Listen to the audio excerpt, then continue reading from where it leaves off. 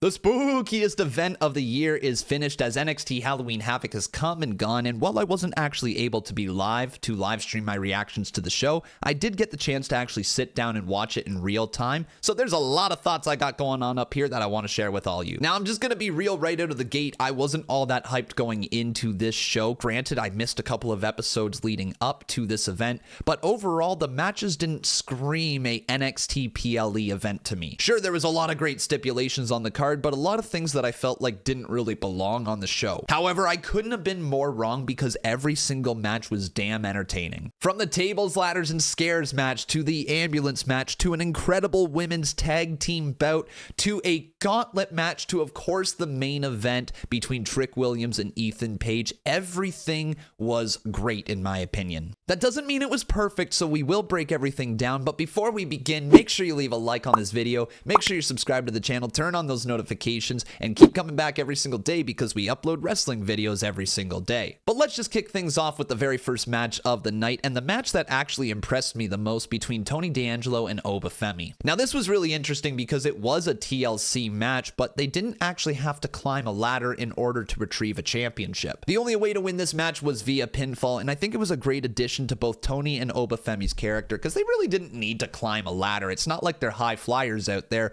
although I will admit it would have been a very cool visual seeing Obafemi at the very top of a ladder. And because this match wasn't centered around climbing ladders, we did lose a little bit of the excitement that comes with TLC matches. Because at no point did it ever feel like anybody was about to come crashing down from a ladder through a table or anything like that, which is really what TLC matches are synonymous with. However, I'm not going to take anything away from this fight because it was a fight, it was a war, and holy hell did they ever deliver. Now, leading into this match, the story was that Obafemi took out the entire family so that Tony DAngelo was going to have to go it alone. And even towards the end of this match, we saw Obafemi reach deep into his playbook, trying to find some way to beat this man, trying to find some way to keep him down. He broke out some zip ties, zip-tied Tony D to the corner, and this allowed the family to actually come out, which I actually didn't think we were going to see the family. Crucifano, Stacks, and Rizzo all got involved. Rizzo, though, almost got destroyed by Obafemi. But my favorite part about all of this was that Tony DAngelo actually got to show some character out of it. He got to show his love for his family, his love for Rizzo, his love for his brothers as he breaks out of the zip tie, saving Rizzo at the last possible second, putting Obafemi through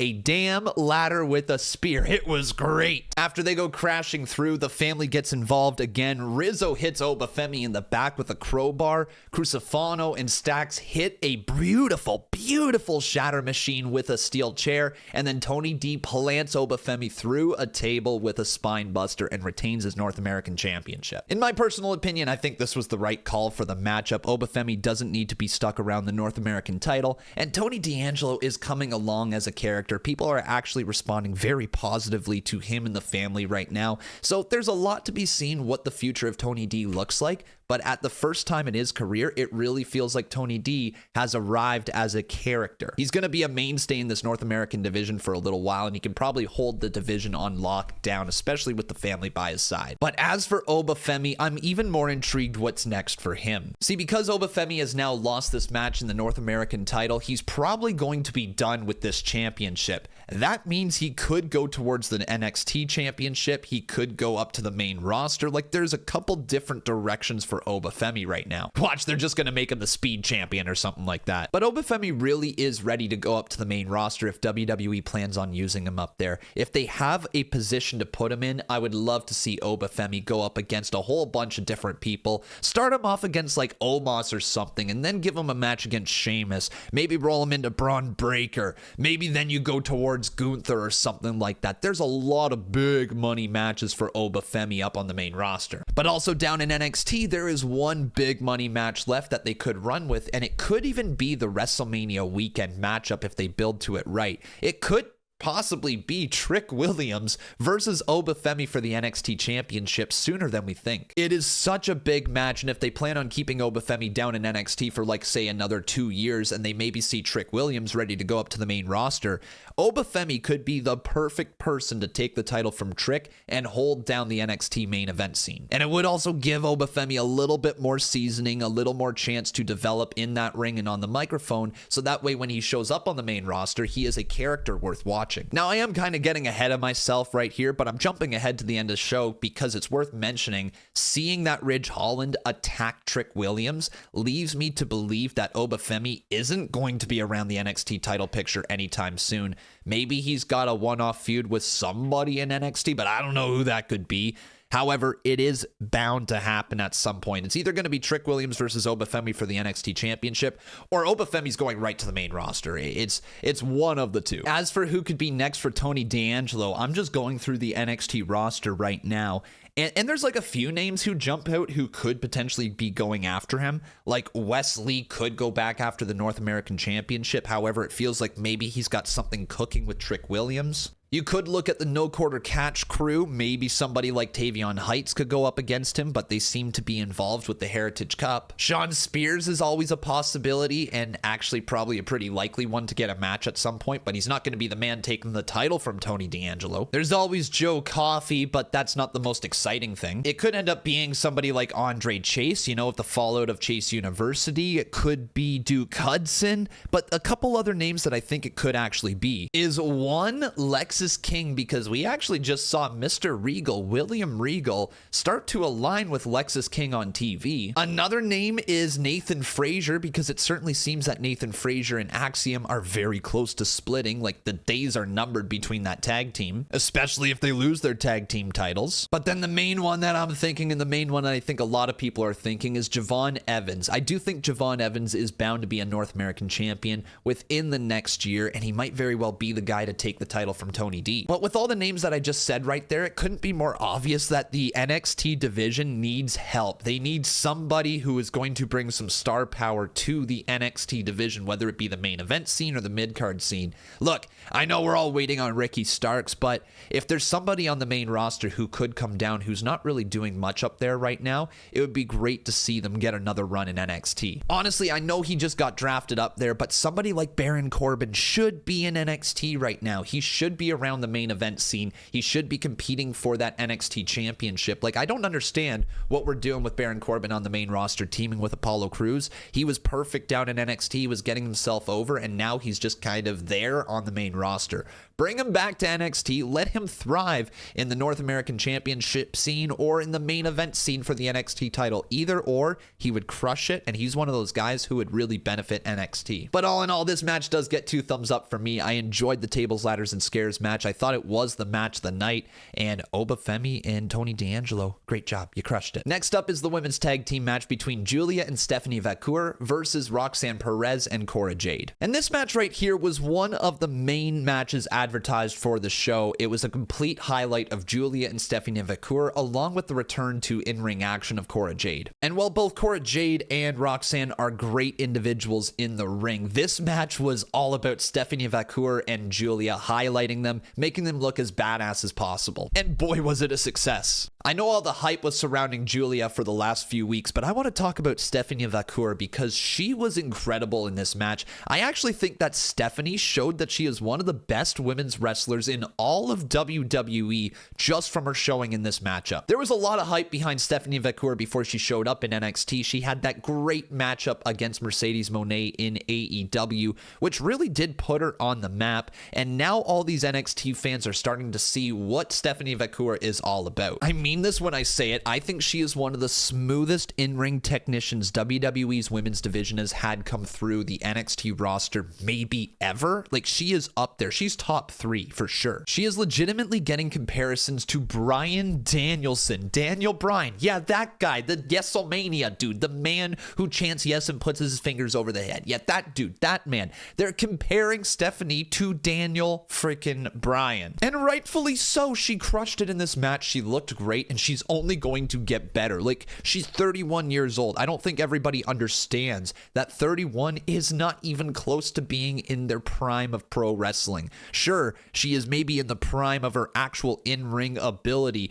but the fact is she's just going to gain a deeper understanding of the business. She's going to learn how to work the North American style, and once she gathers all that information and puts it together, Stephanie Vacour might be a future women's champion. In fact, you know what? I'll say it. She is a future women's Women's Champion on the main roster. Like, for all the hype that Roxanne Perez and Julia have, Stephanie Vacour outshined them in this match. And even though we just got a little tiny taste of it, seeing Stephanie Vacour and Roxanne Perez lock up in that ring and put on the match that they did, even though it was literally just for like a minute, the back and forth that they had, holy man, oh man, I really want to see that singles match, and I need to see that match for the NXT Women's title. Hell, if you're ready to take the title off of Roxanne Perez, Stephanie Vacour is the logical next person to take that championship. She could put on a great match against essentially everybody, and if you really want to lean into it, her versus Julia for the NXT Women's Championship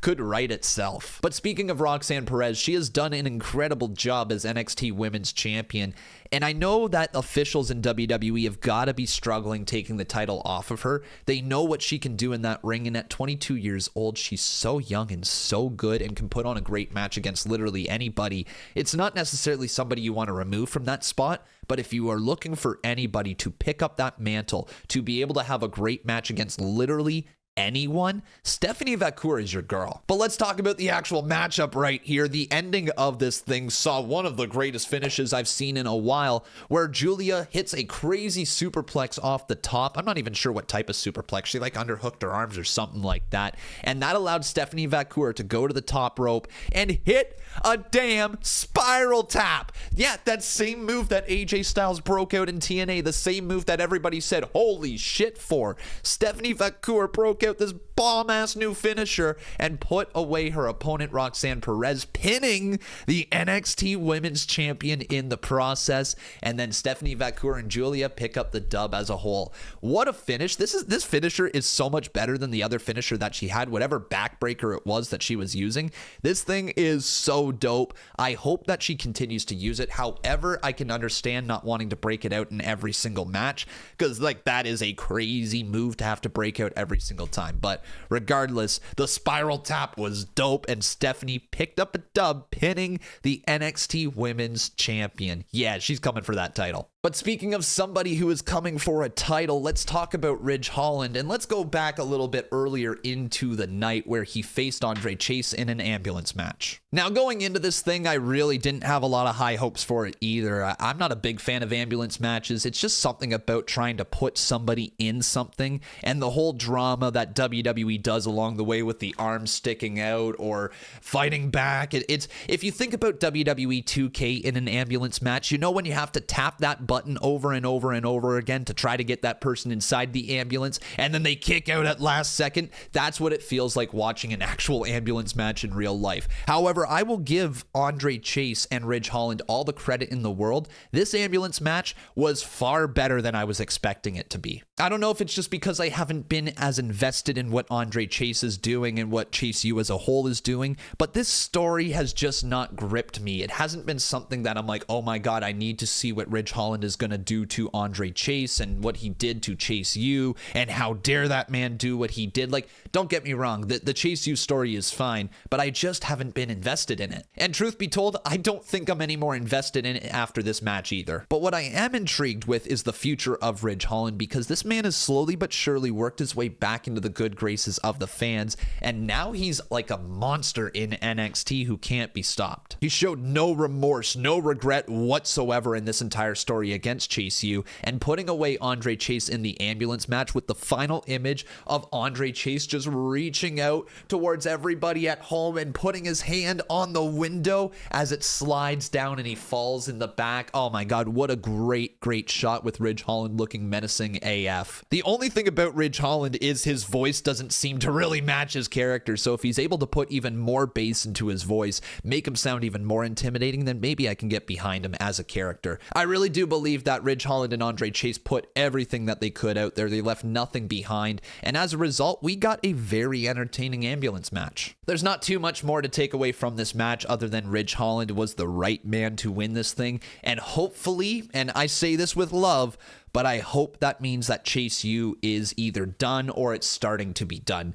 The disbanding of Chase U could be a really good story for the mid-card right now, and it could help elevate quite a few characters up that card, especially now that NXT is starting to lose some people and starting to lose some important individuals in the mid-card and main event scene. We got to rebuild it, and we could rebuild it from Chase U. Just stopping in here real quick to remind you that if you haven't checked it out already, be sure to check out our Patreon. There is lots of extra content over there for you, and if you like what I do on my YouTube channel, you are going to love what I do over on Patreon. One of the series that you're going to get every single week is called the Main Event Series, and what we do is we go back in time all the way to 1995 and start at In Your House #1, and we are watching through every WWF pay-per-view main event in chronological order to present day. And we're also tier ranking them, so by the end of it, we will see all the main event matchups in WWF history tier ranked in a nice little list from S to F. We're also doing a Lucha Underground watch along, which has just begun, so if you want to hop on this ride in real time, make sure you check out the Patreon today. We've also dropped a match club where once a week you are going to be able to vote on which matches I am going to watch, and whichever match wins in the poll, I will be checking out for all of you, doing a full entire watch along over on Patreon. Plus, you get early access to my podcast conversations and so much extra content over there that I just simply don't upload anywhere else.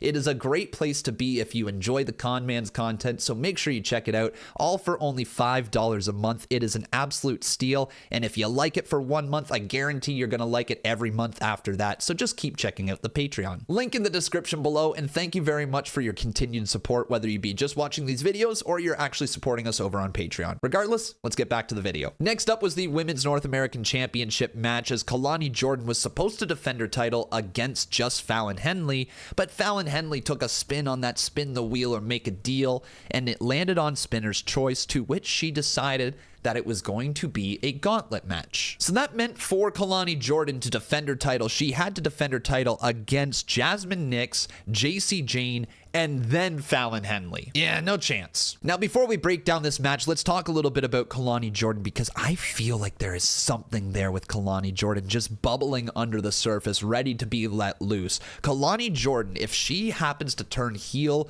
or just gets a bit of a character shift in the future, I think there is mad money to be made there. You can just see in Kalani that there's something more there. You can see it in her eyes. You can see it when she presents herself in the ring, that yeah, she is this really good person right now. She is the bubbly baby face doing the pose and all of that. But the moment that they let her cut loose, dude, I think that's where the money is in Kalani Jordan. She's in her early stages right now as a character, and usually a lot of these babyface, over-the-top, bubbly characters only have a certain shelf life, and if they don't figure out how to evolve her, she'll probably get left behind. But there's just too much talent there. There's too much going on with Kalani Jordan for her to be left behind. There's a reason why they gave her the North American Women's Championship and being known as the first ever Women's North American Champion. There's a reason why they did that. It's because Kalani Jordan is fantastic, and they see a very bright future for her. She's probably one of the top prospects in the women's division. But as for the match here, Jasmine Nix started off the match against Kalani Jordan, and Jasmine Nix had a decent showing. I'm not too sure about Jasmine as a whole yet. I think there's something there, and there's a lot of untapped potential, but she certainly is green in that ring, and is going to take a lot of seasoning before we see her at a top level. Regardless, good showing for Jasmine Nix. She was beat, though, by Kalani Jordan, which brought in the next person in the gauntlet match, which was JC Jane. Now, JC Jane looked great in this matchup, as she always does, and honestly, JC Jane, every time that I see her go out there, I see more and more potential from her. She is somebody who has grown leaps and bounds since being a part of Toxic Attraction, and I think that WWE continues to position her in the right way. Now, what was interesting is after she took the L here in this match against Kalani Jordan, with a roll-up, by the way, she attacked Kalani Jordan from behind, but when she did, she looked kind of displeased. It's like she didn't want to do that. Even though it was part of this group's plan, it wasn't really part of her plan, as she thought she was going to win the North American Championship. But a plan's a plan. She attacked Kalani Jordan from behind, opened up that opportunity for Fallon Henley to go down to the ring and, you know, try to take that title from her. In the end, that's exactly what Fallon Henley did. It was way too much for Kalani Jordan to overcome, and as a result, we have a new Women's North American Champion. I'm really happy for Fallon Henley, and I tweeted this out as it happened. I said, Fallon Henley is going to make a great North American Champion. That was until moments later when Delta, now known as Zaira, is that her name? Zyra?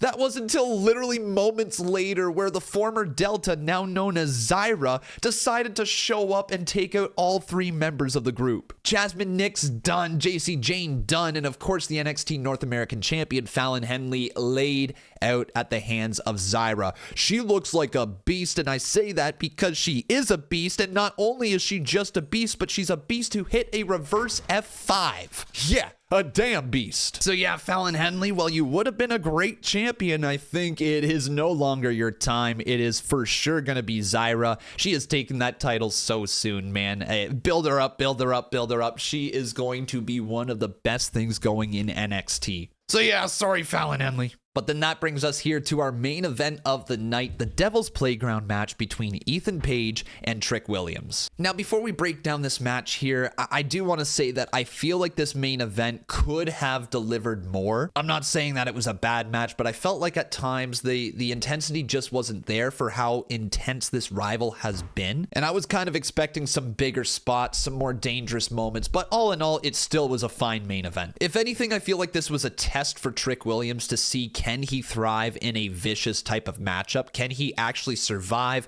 and take the beating that is associated with being a babyface in a hardcore type of match? And it was also a test for Ethan Page to see how vicious could he get. And if that's what the goal of this match was, then I would say goal accomplished. It was a damn fine match. Trick Williams took a beating and Ethan Page looked vicious as hell. So if that was the goal, then yeah, they absolutely accomplished it. But with everything we had already seen throughout the night between the tables, ladders, and scares match, the ambulance match, and the great in-ring action that was that women's tag team match, there was a lot that needed to happen in this match for it to steal the show. And I don't know if anybody is going to sit here and say that it really rose above those previous matches, that it had more impactful moments in it. All in all, it was a good match, but it certainly wasn't the talking point of the night. You could probably argue that the women's tag team match should have main evented and this should have opened the show, or at least swapped their position around in the card. But I can't be alone in being the one who was thinking that there was going to be something big after this match. Like the entire time that it was going on, I was thinking, okay, Trick Williams is going to defend his title. He's going to move on to the next person. Who is going to interfere or attack him after the match? Part of me thought Wes Lee, they're going to lean back into that, but that didn't end up happening. No, it was none other than this hot new prospect on the scene. This kid I hear is real good, man. Oh, I hear he loves tables. Oh yeah, baby. It is none other than the brand new prospect to NXT, Bubba Ray? What? Son of a bitch! Did I read that right? Bubba Ray? Hey, y'all, come look at this. Let me just double check. Bubba Ray? But yeah, that's right. You saw that right as well. As previously mentioned earlier on during this review, Ridge Holland jumped Trick Williams and started to attack him, which then Ethan Page decided to align with Ridge Holland. I guess I'm not sure if they're actually on a tag team or if they just had the same sort of enemy or something like that. But regardless, they were both attacking him, which led to Bubba Ray Dudley. Yes, Bubba Ray Dudley, the tables dude, to come on out and make the save for Trick Williams. Now, this is happening for one reason and one reason only. No, they don't actually think Bubba Ray Dudley is a new prospect who is going to go on and win the WWE Championship. No, they certainly aren't bringing him in for that reason. They're bringing him in because NXT is going to the ECW arena. NXT 2300 is on the horizon. It is going to air on Wednesday, November 6th, and it looks like we're going to have Bubba Ray Dudley wrestling in the ECW arena again, which, by the way, I am completely here for. I know it's not the best way to end a pay-per-view, certainly not the greatest way to get people excited about what's to come,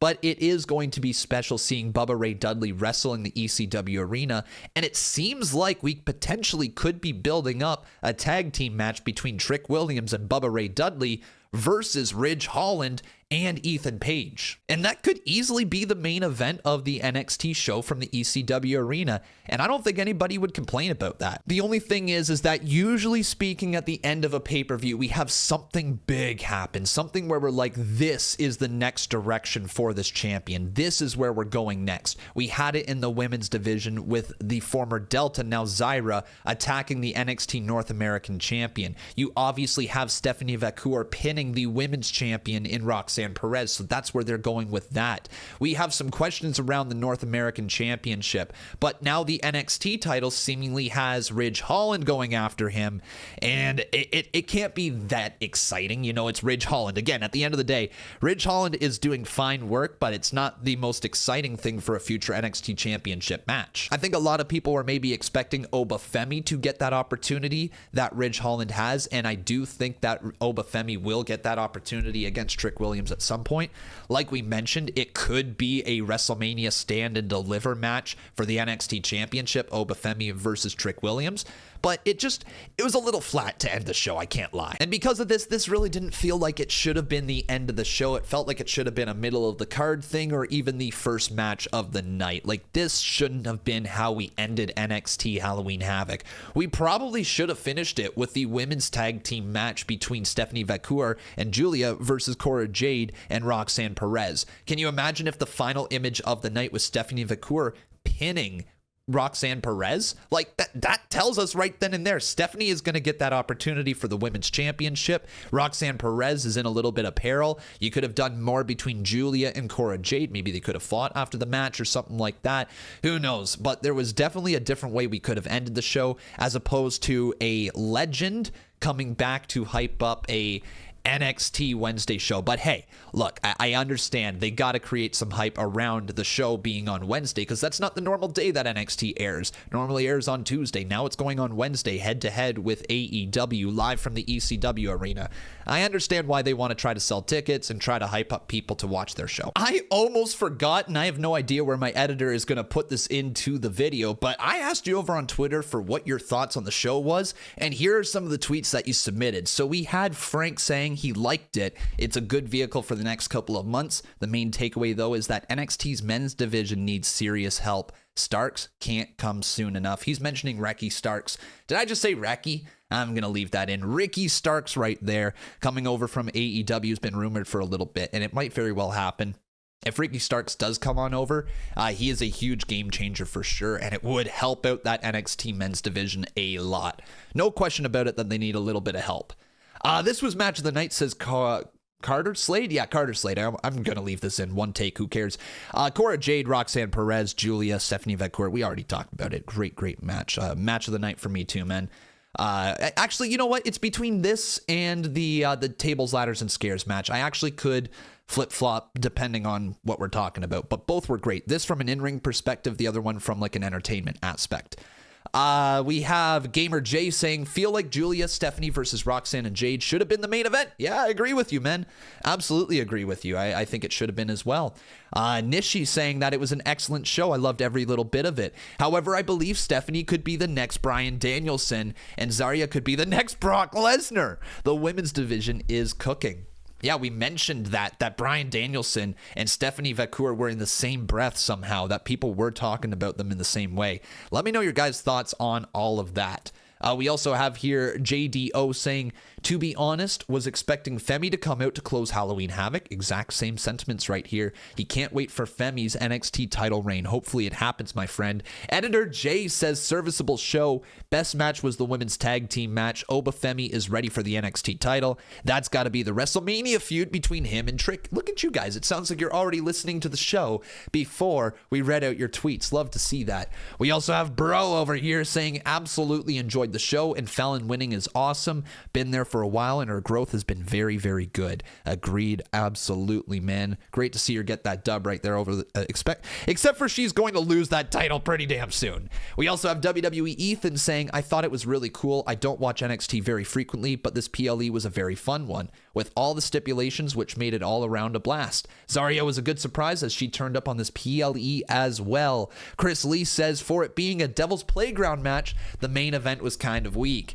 I was expecting it to be a little bit more brutal because Trick and Ethan hate each other as much as they do. They barely left the ring too. Agreed. And then Oi Ricky says, Bubba versus Ridge will be great. Bubba is in good shape to wrestle and still savage on the mic, plus NXT is heading home to ECW, the 2300 arena. The setup is perfect for it. Absolutely agree. I'm excited to see what's going to happen in that NXT Actually, I should say ECW arena. But yeah, take it away past Connor. I don't know where we're going back in the video here. But overall, I did enjoy this show. I did think that it was a good episode of NXT, and it did feel like it was worthwhile of a pay-per-view event. The TLC match, the ambulance match, the tag team match, it all delivered, man. It all really did do its job. And overall, it was a very fun watch, and I was thoroughly sports entertained from my couch at home.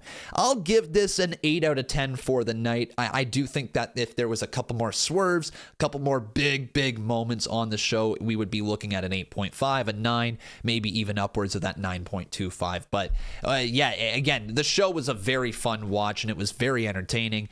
It didn't feel like it should have belonged on a Tuesday night. It did feel like it was pay-per-view quality. So yeah, 2 thumbs up from Con. All right. Thank you for watching, everybody. Make sure you let me know your thoughts down in the comments below and leave a like on this video. Make sure you're subscribed to the channel. Turn on all those notifications because we have lots of wrestling content coming for you every single day. All right, everybody. Take care, and we'll see you tonight for Monday Night Raw.